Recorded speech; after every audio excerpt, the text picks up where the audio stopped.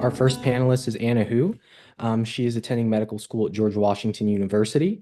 She is completing her surgical intern year and her VIR residency at Rush University Medical Center. We are also being joined by Olivia Kola. She is going to medical school at Rutgers in New Jersey, the Rutgers, New Jersey Medical School. She's completing her surgical intern year and her VIR residency at Mount Sinai. Ashley Lamba is going to medical school at Zucker School of Medicine at Hofstra. She is completing her surgical intern year and her VIR residency at the University of California, Los Angeles. And finally, we are being joined by Armaan Mazra.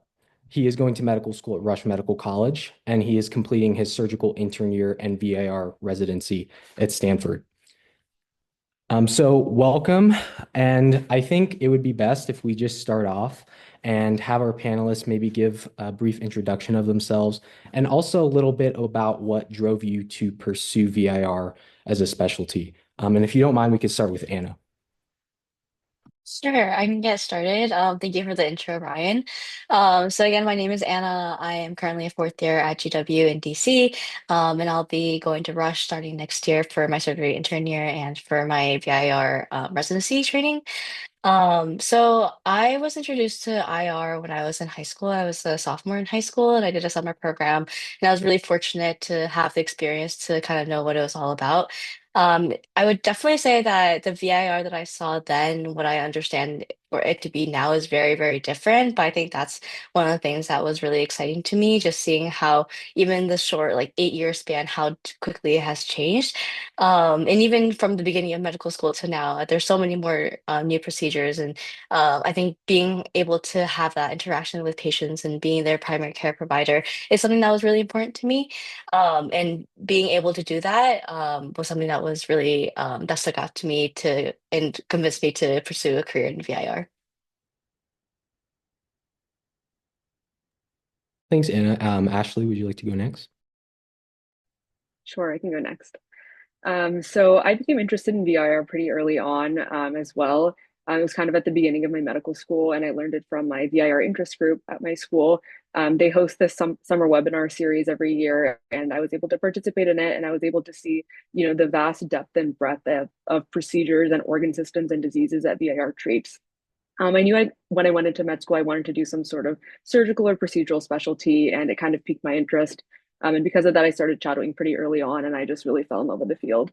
But I tried to keep an open mind throughout med school, but I was just very impressed by the idea of doing minimally invasive procedures. Open procedures is not really something I'm particularly interested in because I saw the large complication rates and postoperative pain. So that's kind of what got me into VIR. Thanks, Ashley. Olivia? Hey, so I actually ended up finding IR about halfway through my third year, so I was a little bit late to the game. Kind of similar to Ashley, though, I wanted to do something procedural. I was originally going to do urology for a while. Was kind of like interested in the minimally invasive uro onc cases, and then ended up very randomly finding IR and reached out to do an elective. Really liked the wide breadth of procedures, the minimally invasive nature of them. I was kind of worried about losing different organ systems, like focusing in on urology. So that was a big takeaway. And then honestly, the people for me was the number one thing. Thank you, Armaan. Thanks, Ryan. Hey guys, my name is Armaan. Fourth year med student at Rush, originally from California. I spent some time living in both Southern and Northern California. I originally wasn't actually interested in IR when I first came to medical school. I wanted to do orthopedic surgery, spent a decent amount of time doing research in that field. Despite my interest in orthopedics, I wasn't really in love with it, and I personally didn't feel as though like I wanted to do it for the rest of my life.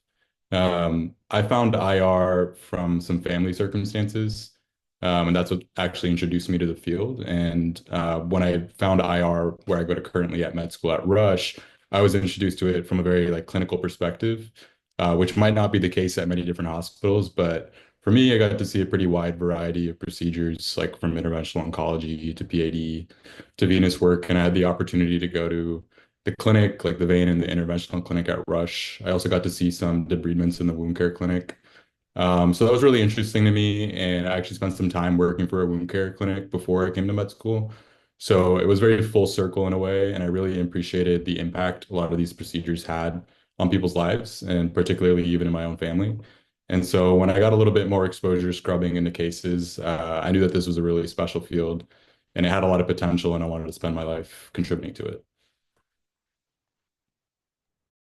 Amazing. Thank you all for sharing. It sounds like everybody has sort of a unique and diverse path, but it all sort of led you here from finding IR early to later in medical school. It's very important to hear those experiences. I think we'll start off with a broad question. We have students from first year all the way through fourth year here. So what can students do early on in their medical career, MS1, MS2, that can help them build a strong foundation that they can take with them into the specialty?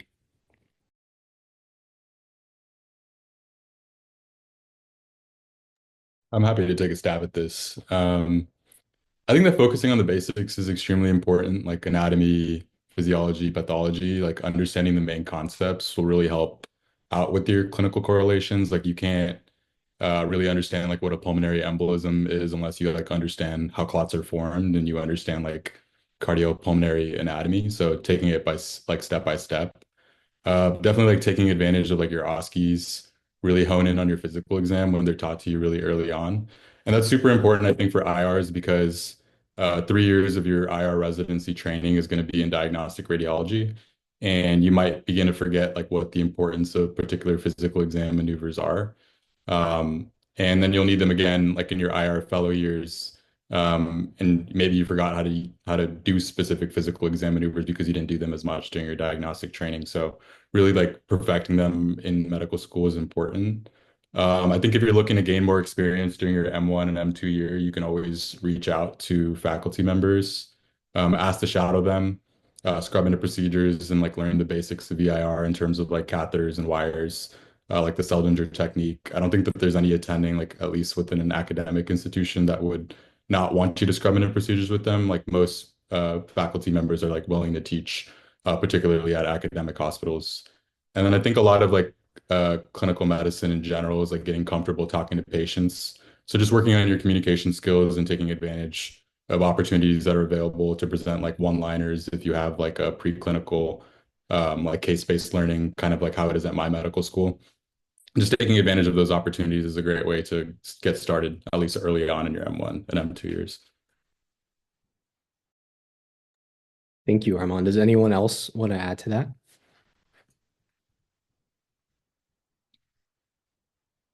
Okay. I think Oh, I just, oh, sorry.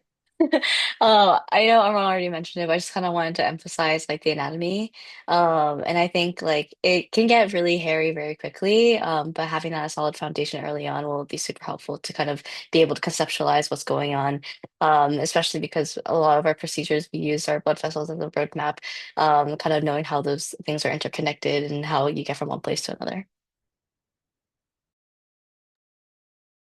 thanks, Anna. So yeah, it sounds like getting a strong grasp on those foundations is really key. Again, this is directed towards the people earlier on in medical school. But what do you think students should know before deciding to apply to VIR?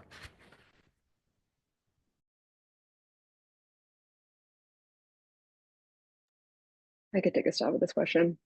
I think the biggest thing is to kind of reflect on yourself and think about like what is driving you into the specialty.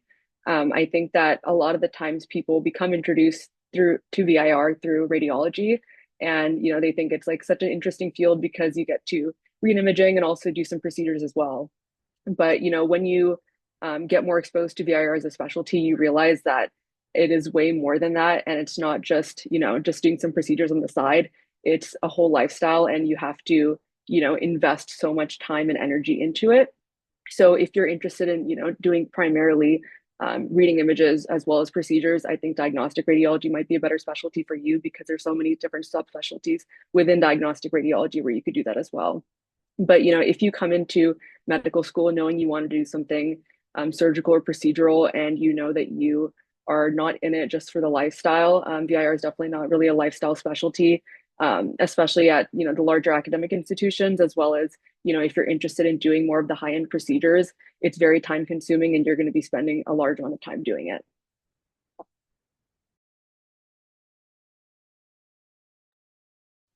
Does anyone else want to add to that? I'm happy to add. I agree with everything with what Ashley said. I do want to add, I also think that like VIR is not the same everywhere, and it kind of depends on the hospital and the program for how it's practiced. There's places that practice, I think, a little bit with more of like a clinical mindset. And what I mean by that is like a bunch of different things. I think clinical places really get you to be the patient's physician. Like they exercise like admitting privileges on behalf of the IR department. They have a large variety and volume of different types of procedures that are being done. Um, Maybe there's like redlining amongst different procedures with respect to other specialties. Like an example of this might be like peripheral artery disease and aortic work. Like sometimes IR doesn't actually perform that at your hospital, and maybe vascular surgery is the one that's going to be performing it. You also want to take into account like some hospitals don't have amazing relationships with other specialties, and that includes like primary care.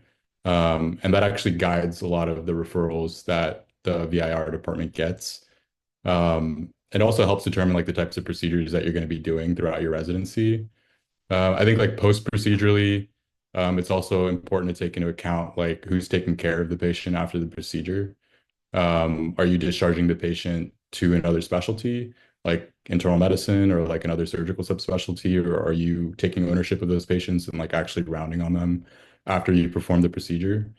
I think like what I'm really trying to get at is that like VIR has like the potential to do so much, but certain places offer more than others, at least in terms of your training. So what I hoped for when I got introduced was that every place had a clinical mindset, but the reality is that not every place really does. And so I think that's your job as a medical student, is try and like find those programs that like fit what you're looking for in terms of your training, and then really just seek after it. Yeah, I was gonna say, like think about the training pathway, right? So I came into it, I had heard about IR early on, like M1, and I kind of heard radiology and completely dismissed it because I thought I wanted, and still do obviously want to do something procedural. But you still are going to have to do radiology in your training pathway. So that is something to think about. That's like 3 years of your life, right? So, whether or not you're planning to practice as an attending in majority IR, 100% IR, what have you, like you're still going to have to learn DR and sit there for like 3 years and do that. So that was something that I was thinking about when I was like making the decision to switch from a surgical subspecialty. Like, am I able to do that for 3 years? Thank you. And yeah, those are all very good points. And we'll actually be touching on some of those later as well in additional questions. But this is the last question that is more directed towards preclinical year students. And Armaan alluded to this earlier with shadowing and getting that early exposure. But what are some other ways that you think students can get involved in the VIR community early? I think one of the most important things is to know other people in the field. And one of the things that you can do is, I mean, you guys are all here already at WCVIS. WCVIS is a newer initiative compared to SIR, but lots of great people here and lots of people who know that are very well connected. But besides WCVIS, also SIR, whether it's the Medical Student Council or the reserves, it's a great way to get to know other people. And I know Armaan kind of alluded to this too, but sometimes your home program might not be exactly what you're looking for. And it's helpful to know other people to kind of understand what can be how you make the most of what you do.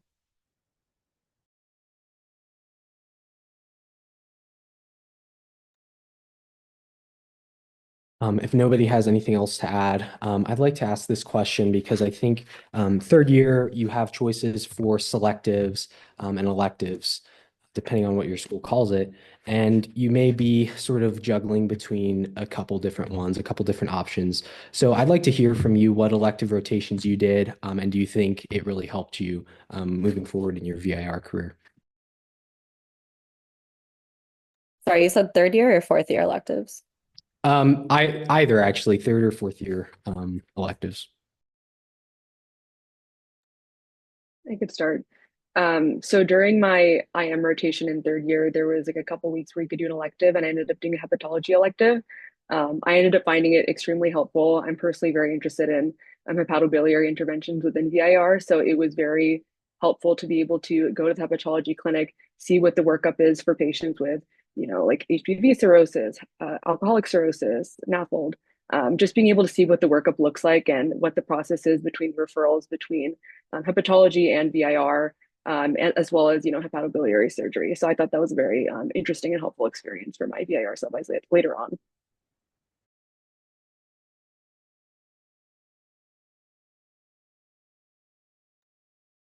Some of the rotations that I took advantage of were vascular surgery and transplant surgery. So I did vascular surgery my third year, and I think that was a really great experience to kind of see what, because a lot of times VIR works with vascular surgery, so kind of understanding what the different perspectives are, and kind of understanding like, I think there's a lot of conversation about like turf wars and things like that. By the end of the day, it's all about what's best for the patient, and having that discussion of is it better to do like an open surgical procedure versus an endovascular procedure. In terms of transplant surgery, so my home institution doesn't have like a dedicated hepatology service, so the closest thing was transplant surgery. I didn't do a dedicated transplant surgery month per se, but on my surgery AI or sub-I, I spent a lot of time with those providers and just kind of understanding the workup and the considerations, because a lot of times VIRs work very closely with those providers.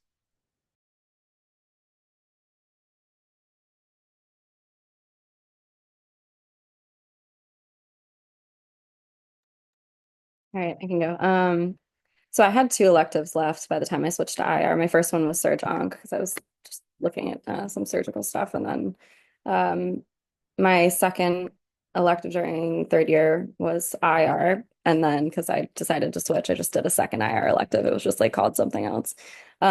Fourth year, I did just like a real quick POCUS ED elective. That was fun. I like learned some ultrasound skills. And then I did vascular surgery sub-I, which as much as I was really not looking forward to doing that in like March, it was very helpful. I got to do all the endo cases with the fellow, learned a ton of management, learned what vascular surgery gets annoyed about with IR and vice versa. So it was pretty good.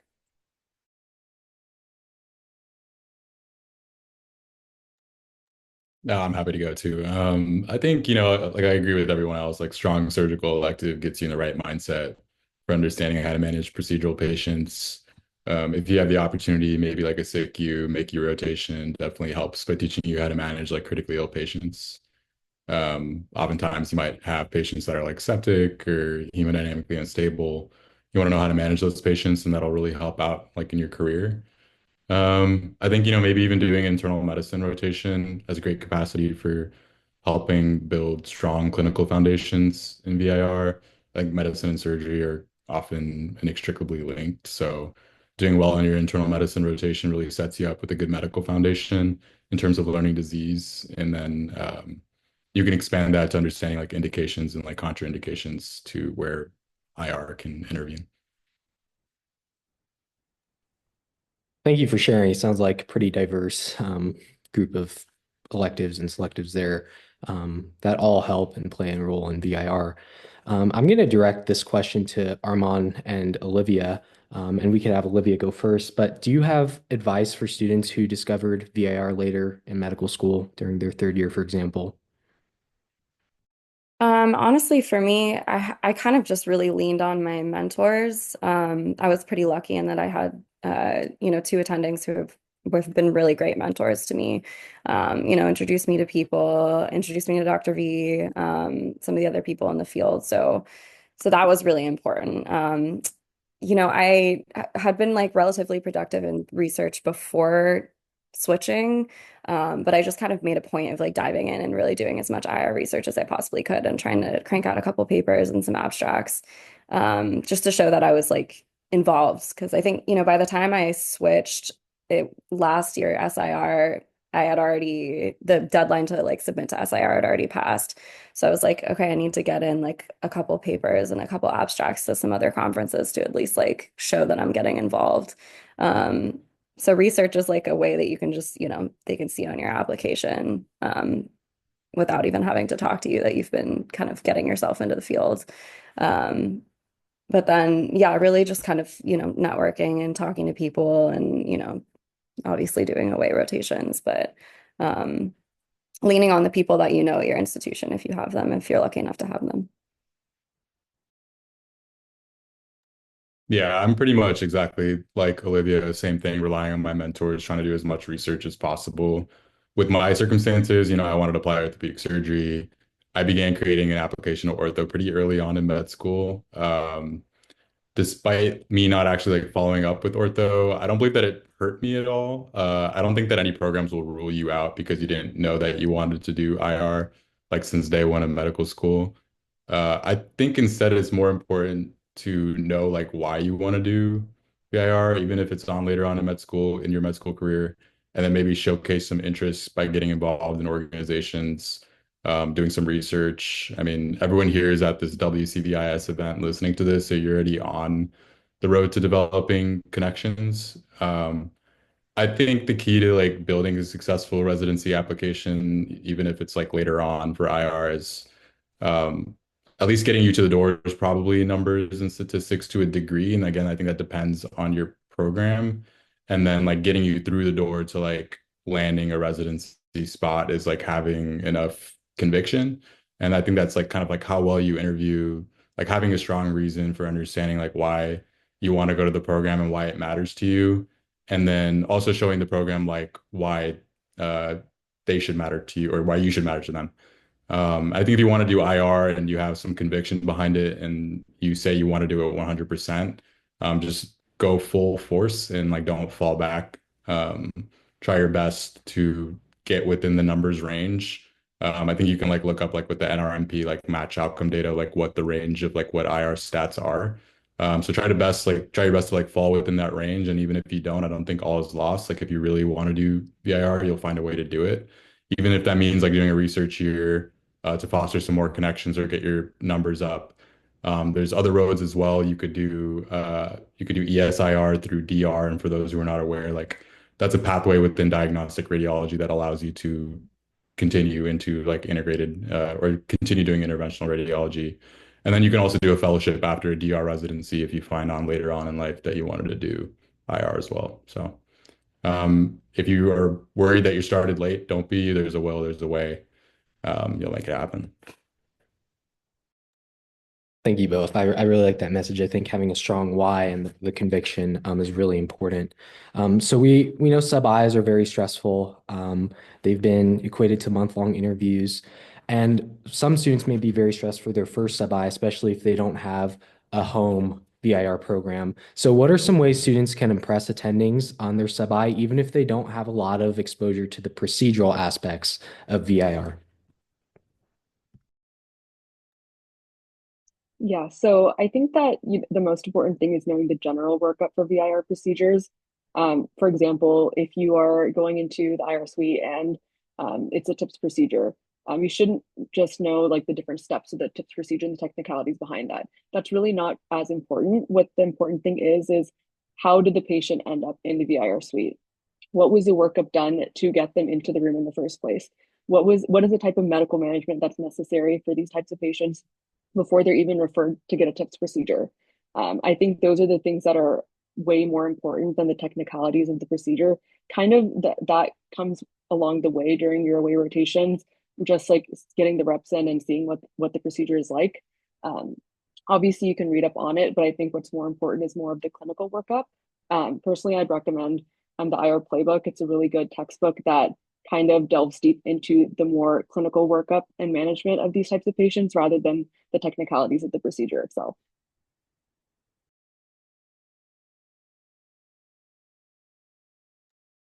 I echo everything that Ashley said in terms of the clinical side and the workup side.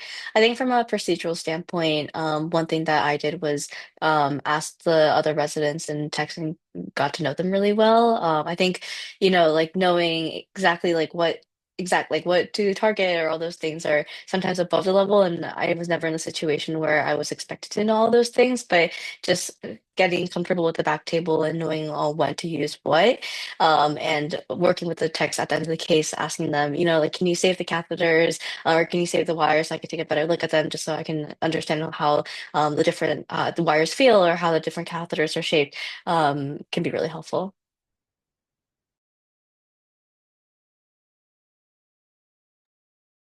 Does anyone else want to add anything? Thank you for those great answers. Okay. In a similar vein, and I think Armaan was talking about this earlier, and it's very important. So I think we should really just have some more discussion about it. But how do you determine if a program is clinical or if it has adequate clinical VIR training? Like similarly, how can you find out about a program's procedural volume, the complexity, especially if you aren't planning to do an away rotation there?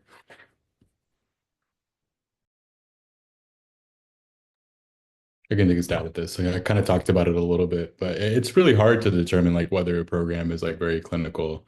I think the way to try to determine it is like seeing how the patients are recruited. Like, does the program like push an initiative behind residents, like understanding like procedural indications and contraindications? Like, how important is it for residents to follow up on patients like after they perform a procedure? And a way to view that is like, are you discharging your patients to another specialty, or are you taking care of those patients after the procedure is done?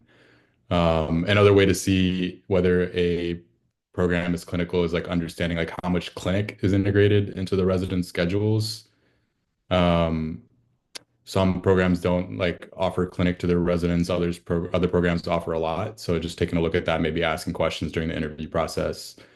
Um, I guess also maybe like admitting privileges, do like do the VIRs like in the hospital have the ability to admit patients onto their own service?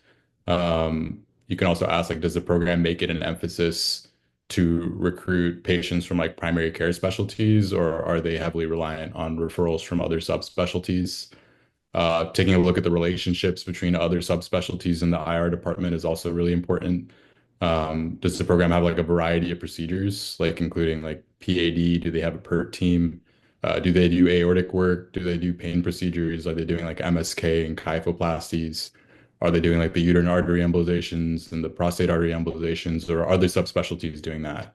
And then so like taking a look at the case variety kind of tells you a lot about like what relationships the IR department has with the other subspecialties, because oftentimes um, a lot of those procedures come from referrals from those subspecialties.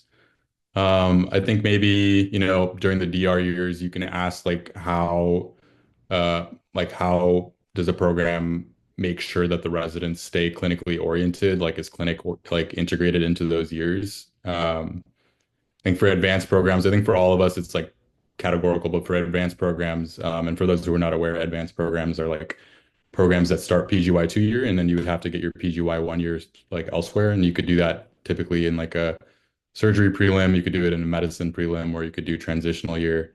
Um, Typically speaking, surgery preliminary years would be the best at preparing you for VIR. That's not to say that other types of years don't uh, prepare you better, but typically speaking, surgery tends to be, I guess, the best fitted for VIR. So making a point to understand, like, does the program care if I do a surgery year or not?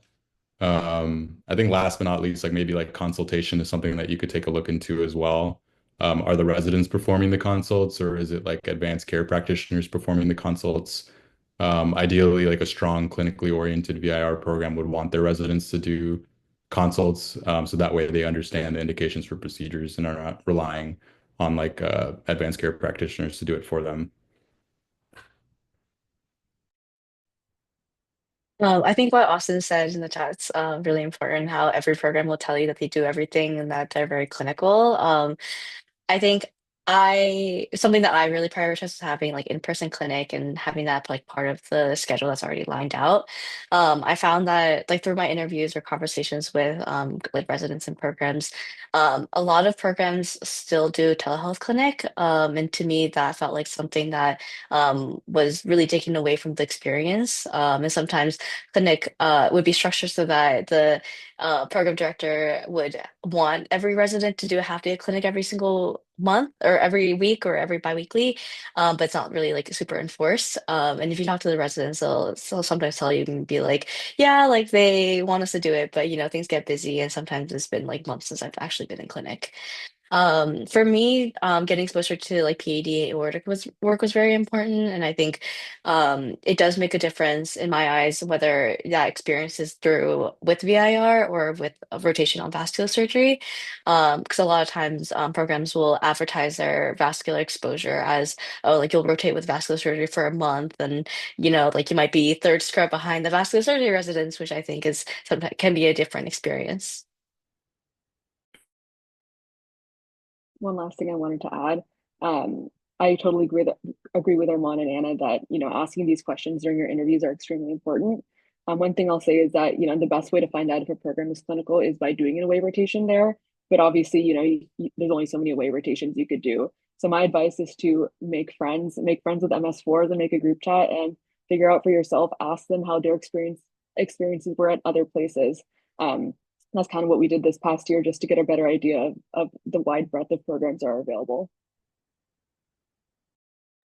Honestly, the one kind of like high yield question I would ask on interviews if I hadn't done an away there, I didn't know much about the program, was like, what's your involvement in clinic in IR and DR, and really kind of like ask about the clinic experience in the DR years, because I honestly could tell a fair amount from the PD's responses about whether they actually cared about getting people into clinic consistently or not. And I actually got yelled at by one PD saying that it was like not reasonable to leave your DR rotations to come to clinic. So you can really kind of tell from that one question, like just the general vibe on how much involvement there is and like whether it's structured or not. So that's, if you get one question in at the end of an interview, I feel like that's a pretty high yield one. Thank you, everyone. That was great advice. A lot of pearls. So I think switching gears a little bit, from what you've seen and maybe your own experience or what you've seen in your peers who are applying, how important are extracurriculars when applying to VIR, and what are some strong ones you think students might consider taking on?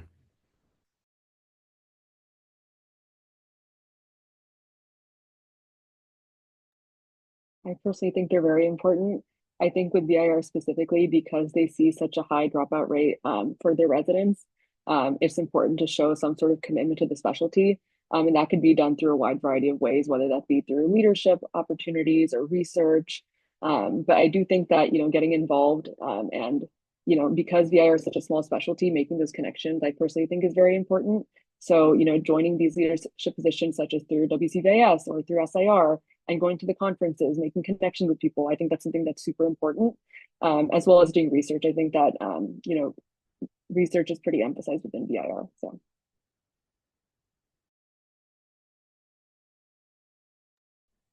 I agree with Ashley. I mean, I think that they're all super important, like research, volunteering. I try to do as many as you can. I think it only helps you. I mean, like on your ERAS application, like there's like an opportunity to put like leadership research, and they all have like these different subcategories of like how you can label it. And it's very variable. Like I'll be honest, like if you guys haven't opened up the ERAS application, like there's many ways that you can list like how you've done something. I think what's important is to have something that's like extremely meaningful to you, because those are the types of things that people tend to ask about on your interviews. For me, like for example, like I had one like very meaningful project where I started an organization to recruit people from like Black, Indigenous, and people of color communities into the Global Bone Marrow Registry. And I think a lot of interviewers were very fascinated by that project, and they asked a lot of questions regarding it. So I think like having a passion project can really help you spark conversation, and it makes like the interview like more interesting as well. I think a lot of people also like to talk about like the hobby section as well. Like if you have some cool, interesting hobby, like talk about it a little bit. At the end of the day, I think like both quality and quantity matter. I think people like tend to contrast the both, but like if you can do both, like try to do both.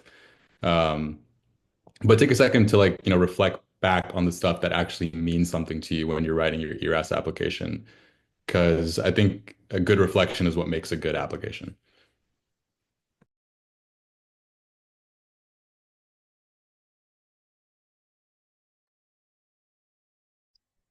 Does anyone have anything else they want to add? Thank you. Those were great answers. We have about 4 minutes left, and definitely want to leave time for an audience Q&A. So I think in this last 4 minutes or so, I just want to sort of ask everybody, reflecting on your journey, what do you think is like one of the most important pieces of advice you have for students looking to match into a strong VIR residency?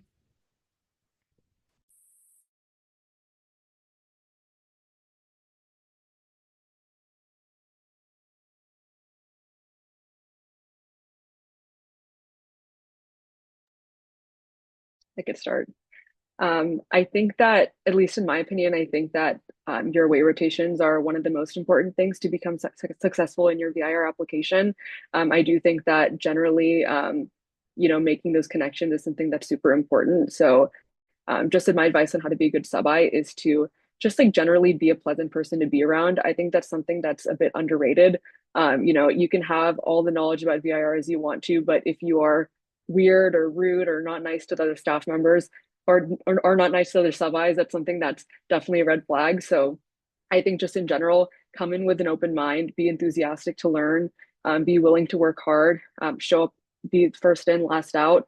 I think those are the most important things, and work well with your sub-Is, co-sub-Is. I think that just being friendly is something that's incredibly important.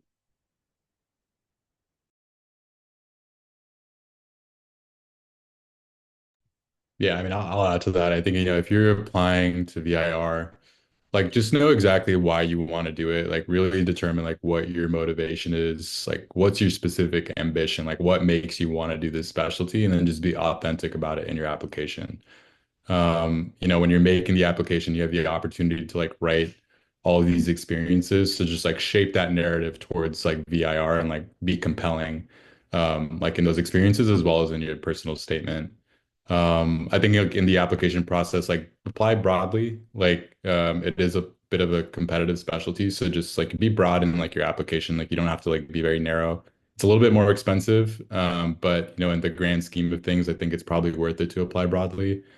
And then, kind of like what Ashley said, like lastly, just be kind to people you meet. You never know who you're going to meet throughout your experiences, whether that's your other sub-Is, whether that is like a mentor or other medical students. You don't know who these people are. It's a small community where everybody has some degree of affiliation with each other. So if you can get people to like you, I think that'll take you a really long way.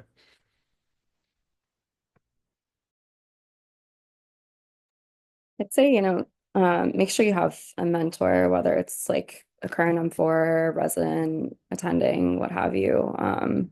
Just someone who can kind of like help you stay focused, keep you remembering what your goals are, what kind of program you're looking for. But also who's familiar with the like process and kind of the nitty-gritty of applying and, familiar with your application details, like whether you're going to be competitive for certain programs or not. It's important to just like have somebody to be able to ask those questions to and kind of like help you through this whole long process because it's a super long process. I think through my conversations with a lot of current M4s, or to be M4s, applying is a really stressful time and everyone's going to want to be the best at everything, but you really don't have to, in my opinion. I mean, we talked about how quality is way more important than quantity and just kind of honing in on what you want to talk about, because at the end of the day, you will be directing your interview and you can kind of navigate like what things you want to be emphasized. And I think we're really lucky that, VIR, we have a lot of cool people in the field and everyone's really chill. And just comparing my interview experience with my other friends applying to different specialties, I felt like it was way chill and everyone just wanted to get to know each other. So just kind of keep that in mind and just have fun with this season. Okay, thank you, everybody. So, with these last 15 minutes, I want to open it up to the audience. So you can feel free to raise your hand to ask any burning questions you may have, or feel free to put it in the chat as well, and I'll read the question out loud to the panel. Um, Ryan, we have a question from the Q&A bank. Are you able to see it? um, If not, I can read it for you. I can pull it up. Okay, sounds good. Sure. So we have a couple questions here. The first one is, I was wondering what your experience was like at the different IR conferences, JES or CSIO, SIR, ISET, etc. If you have been to multiple, and if any of them had medical student programming that you found helpful.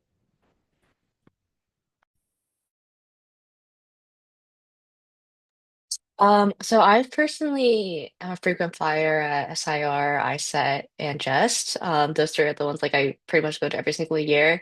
In addition to like the academic IR symposium that's usually held in Virginia, in my local symposiums. Of all of them, I want to say SIR has the best like medical student programming. The Saturday is dedicated to medical students, usually from 1 to 5 p.m. And it's a great way to know other students, and you'll end up seeing a lot of them at other conferences. So it's a great time to kind of get to know each other. I will say that there are benefits to like the smaller conferences like Jest and ISET though, because it's a little bit smaller and a little bit intimate. There's not so much programming going at the same time, so you can kind of follow along with the residents, and get to know them better that way too.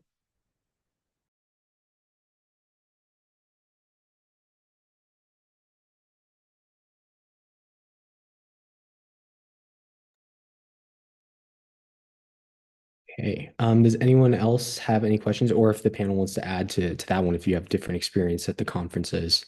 Um,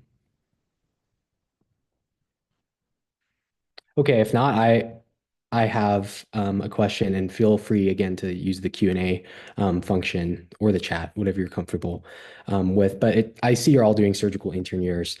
So what are the pros, do you think, to doing a surgery intern year versus a TY or a internal medicine year for VIR?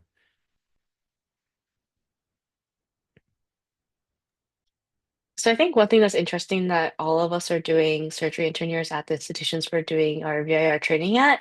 I think personally that's something that was important to me because I wanted to get to know my surgical colleagues even as I'm progressing through my DR and IR years because a lot of times you'll be interacting with each other and consulting each other.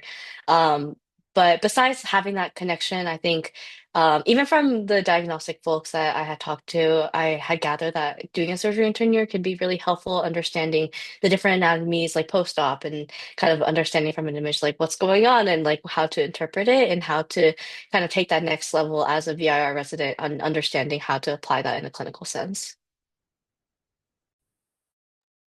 Yeah, I agree with Anna. I mean, I could probably give you a way better answer in 1 year from now. I personally only applied to surgery prelim years.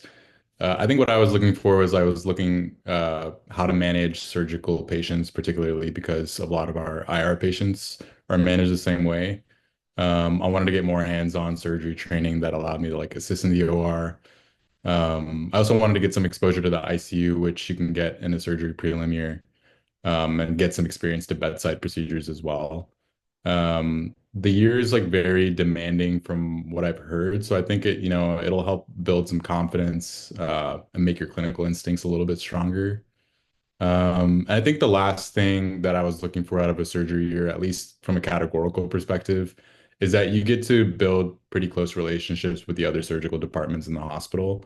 And you'll have those connections for the rest of your residency. So if you ever have somebody in like ENT or plastics that you did your training with in your first year, like you can always phone them up and be like, hey, and they know who you are. So I think that's a great little perk to it as well. I agree with what both Anna and Armaan said, but just one other thing to add. The efficiency that you gain from a surgical intern year is something that can't really be compared to a medicine or a transitional year. And I think that's something that's super important in VIR. You're not going to have like 5 hours to round and mull over like what the management for a patient should be. You're going to be like, between the VIR suite as well as managing patients, and you kind of have to be going back and forth and being able to do things quickly. And VIR services are typically very busy. So I think that being able to gain that efficiency during your surgical intern year is very helpful. Thank you. We got a great question from the chat on any tips for how to approach letters of recommendation. For example, how many do you typically need, and how many, what from what specialties, and do you need multiple from VIR?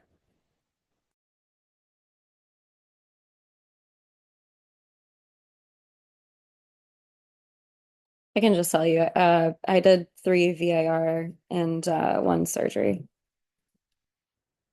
I think it's like whoever's going to write you a strong letter, they don't all need to be VIR. But people are going to be able to suss out if it's like a VIR that doesn't know you and wrote you kind of like a mid letter versus maybe like a surgeon or somebody you rotated with on IM or something who like was really impressed by your work. At the med student level, like they don't expect you to be, I don't know. It would be unreasonable to expect somebody to like have all VIR letters only, especially with how little experience you get as a med student, especially like, if your institution doesn't have that opportunity. So I think as long as you have really strong letters, that's at least like what people were telling me.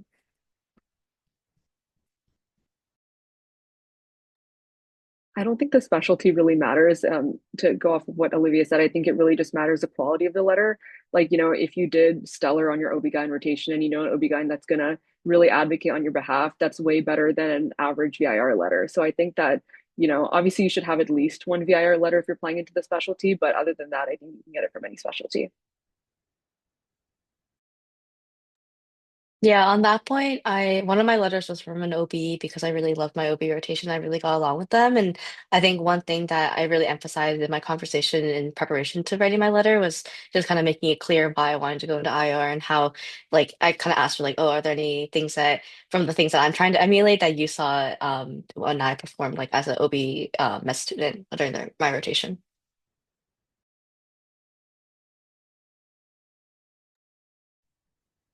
Thank you. Do you guys have any advice on getting more research opportunities if you don't have a home program?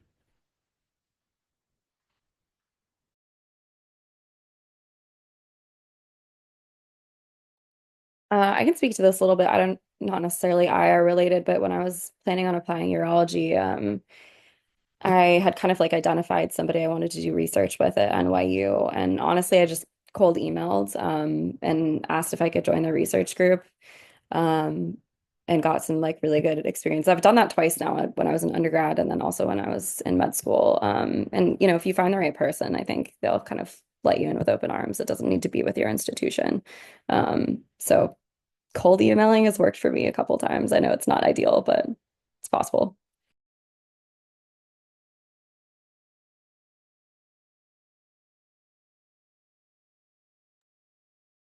And I think to go along with that too, there's different types of research. There's case reports, there's cohort studies. What do you think is most attainable for most medical students going into the field out of those types?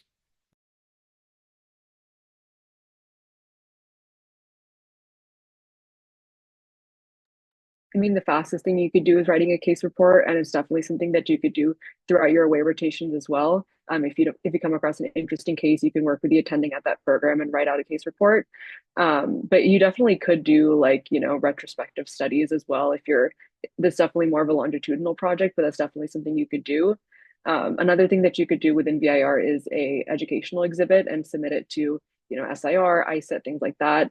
It's essentially just an abstract or a brief presentation about an interesting topic within VIR, and that's definitely like a faster way to get these abstracts out.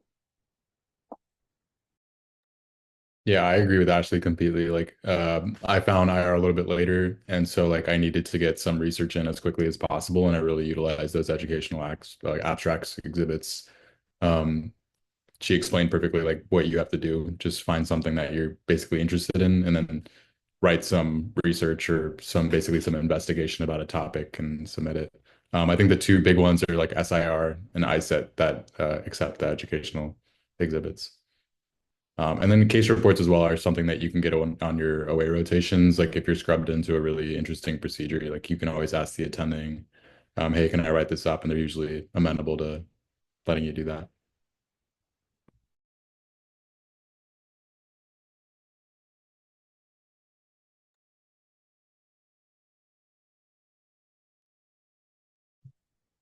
It looks like we have another question in the chat here in our last few minutes, so we will be wrapping up soon. But do students tend to do VIR aways after ERAS goes in, especially when trying to balance home IRDR rotations?